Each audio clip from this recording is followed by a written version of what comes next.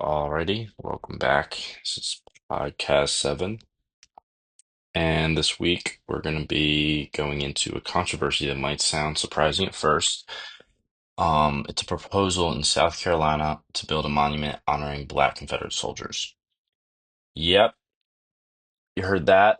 Black soldiers who supposedly fought for the Confederacy. But here's the question we will explore today. Would a monument actually honor those forgotten voices, or would it simply blackface history? A superficial gesture that covers up deeper racial wounds.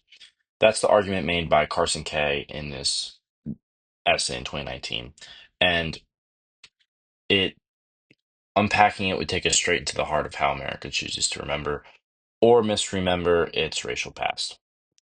So let's set some context. The South Carolina State House grounds are already filled with monuments, more than 30 of them, many of which honor Confederate figures. After the Charleston Church Massacre in 2015, the Confederate flag came down from the State House dome, and debates over Confederate monuments exploded nationwide. Some cities quietly removed their statues, others, like Charlottesville in 2017, became flashpoints for violence. In this charged atmosphere, Representatives Bill Cheney and Mike Burns proposed adding a new monument, this one for Black Confederate soldiers. They argued it was a way to correct whitewashed history, as Burns put it. The history is the truth and is being whitewashed. Black Confederate soldiers deserve to be honored for what they did on behalf of South Carolina. Sounds noble, maybe, but Kay's essay shows why this idea is deeply problematic. First, the public memory is always selective. Monuments don't just preserve history, they shape it. They tell us what to remember, what to forget, and how to interpret the past. The problem here is that the very existence of Black Confederate soldiers is murky at best. Some records show enslaved people worked for the Confederacy, digging trenches, cooking, building fortifications, but actual evidence of Black men serving as armed Confederate soldiers is slim to non-existent. Historians like Walter Edgar point out there's no reliable proof any fought in South Carolina at all. So if the monument is built, what story would it really tell? Well, Kay argues it wouldn't clarify history, it would rewrite it. It would use black bodies as props to suggest the Confederacy wasn't about slavery, but about states' rights or about unity across races. That's just misleading. It's dangerous. Second, Kay connects this proposal to the history of blackface minstrelsy in the 1800s. White performers smeared burnt cork on their faces and caricatured black people, mocking their music, speech, and culture. These performances weren't just entertainment, they reinforced stereotypes and justified slavery. Kay argues that the proposed monument would be a kind of rhetorical blackface.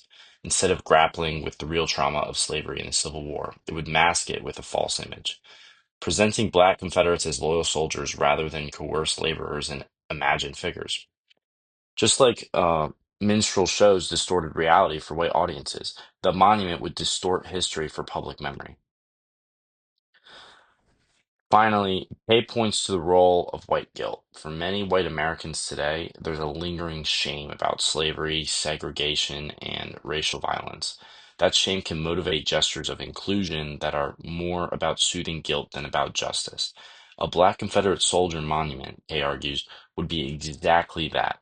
Less a step toward racial healing and more a symbolic band-aid. It wouldn't honor Black voices authentically. It would co-opt them instead of acknowledging the brutal realities of slavery and forced labor.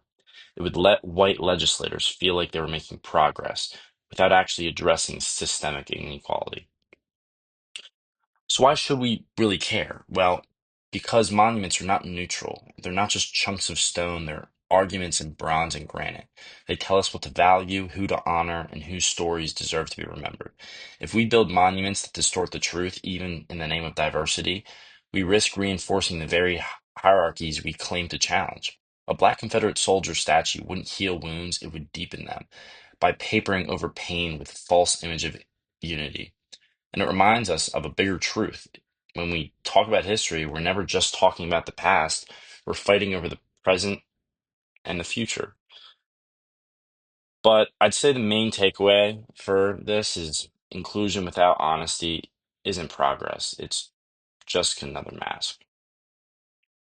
Well, that is podcast 7, intro the closure music.